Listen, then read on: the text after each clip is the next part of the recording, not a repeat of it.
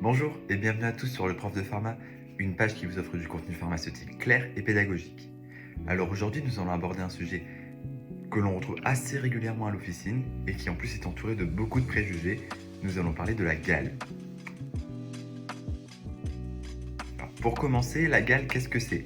C'est une infection parasitaire qui est due à un acarien qu'on va appeler Sarcoptes scabiei, dont la femelle va creuser des sillons sous la peau pour y pondre ses œufs.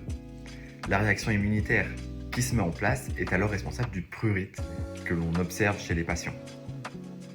La gale, c'est une infection contagieuse qui se transmet lors de contacts peau contre peau rapprochés et prolongés, donc notamment lors de rapports sexuels. C'est pourquoi on considère que la gale est une IST. Et celle-ci peut toucher n'importe quel patient. Ce n'est pas signe d'une mauvaise hygiène ou d'une insalubrité. Le diagnostic se fait normalement par un dermatologue via un dermatoscope. Donc c'est un appareil qui permet de grossir finalement à la peau, et donc il va regarder au niveau des sillons et voir justement cette femelle acarien. Dans la plupart des cas, les dermatologues étant un peu submergés et sont en manque de disponibilité, le diagnostic est souvent fait par le médecin généraliste sur la base des symptômes et de présence de sillons qu'on peut voir quand même à l'œil nu. Les sillons sont visibles et on va les retrouver notamment au niveau des espaces interdigitaux, au pli de l'aine, au pli du coude, etc. Le traitement de la gale repose sur deux piliers. Déjà un traitement oral qui repose sur la prise d'ivermectine, donc c'est une molécule acaricide. Donc cette prise, elle se fait en prise unique, de préférence à jeun. Il convient de toujours vérifier la posologie. La posologie recommandée, c'est 200 microgrammes par kilo.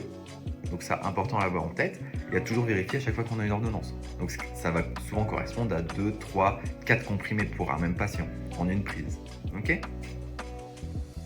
et donc cette ivermectine agit par activation des canaux chlorure glutamate dépendants, ce qui est à l'origine d'une hyperpolarisation des cellules nerveuses et donc une paralysie neuromusculaire, d'où son effet acaricide. Une seconde prise est souvent nécessaire 7 jours après, puisqu'il n'agit pas au niveau des œufs, il agit vraiment au niveau de l'adulte. Donc le temps ensuite que les œufs éclosent et donnent de nouveaux adultes, on remet une dose pour tuer ces adultes qui n'auront pas encore pondu. En face de ce traitement oral, on a le traitement local. Il y en a deux sur le marché actuellement. D'abord la permétrine. Donc la permétrine, on la retrouve sous forme de crème, le nom Topiscab. On l'utilise en 2 applications à 7 jours d'intervalle. Pareil, toujours pour cette notion de destruction des œufs. Donc cette crème est appliquée sur l'ensemble du corps à l'exception du visage et du cuir chevelu et aussi des muqueuses. Et cette crème doit rester en contact pendant 8 heures, donc c'est-à-dire pas de lavage du corps pendant 8 heures. Donc c'est-à-dire qu'il faut quand même prendre des dispositions pour pouvoir utiliser convenablement ce médicament. La permétrine va agir par induction d'anomalies électrochimiques au niveau des membranes cellulaires, ce qui conduit à une baisse de la coordination et une prostration de l'acarien. En face de ce topiscab, on a l'ascabiol, donc là c'est du benzoate de benzyle, qui est lui aussi acaricide. Donc l'ascabiol, lui, c'est aussi 2 applications. Alors attention, parce que chaque application consiste en fait en 2 applications de 15 minutes d'intervalle. Donc ce qui fait 2 applications, 2 applications.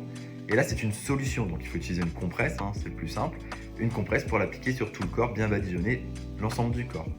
Et là, ici, il doit rester en contact pendant 24 heures. Donc c'est un peu plus contraignant, c'est-à-dire qu'il ne faut pas se laver pendant 24 heures. Bon, il faut pas les... Enfin voilà, il faut faire ça à un moment où on n'a pas besoin de sortir en fait. Alors comme on l'a dit, la gale c'est une maladie contagieuse. Donc ça veut dire que le patient contaminé va avoir contaminé d'autres personnes. Donc c'est important de traiter ces autres personnes. Donc à qui on va penser? Aux patients, enfin aux personnes qui vivent avec ce patient, que notamment ses enfants, son conjoint, etc. Mais plus largement, et ça peut être un sujet un peu plus délicat, toutes les personnes avec qui il a eu des rapports sexuels. Il peut être conseillé aussi, il est même plus que conseillé de procéder à un traitement de l'habitat, donc soit en utilisant des sprays acaricides ou des fogueurs, ou alors en lavant tous les textiles à 60 degrés, ou alors ce qui peut ne pas être lavé, etc. Type grosse peluche, gros manteau, enfin voilà. On peut les mettre dans un sac, poubelle, enfermé pendant 5 jours, et l'acarien en fait va mourir. À noter quand même que après le traitement, le prurite peut encore perdurer 4 semaines, le temps que la réaction immunitaire finalement s'estompe. Merci à tous de m'avoir écouté, j'espère que cette vidéo vous a plu, que vous avez appris les choses ou au moins révisé.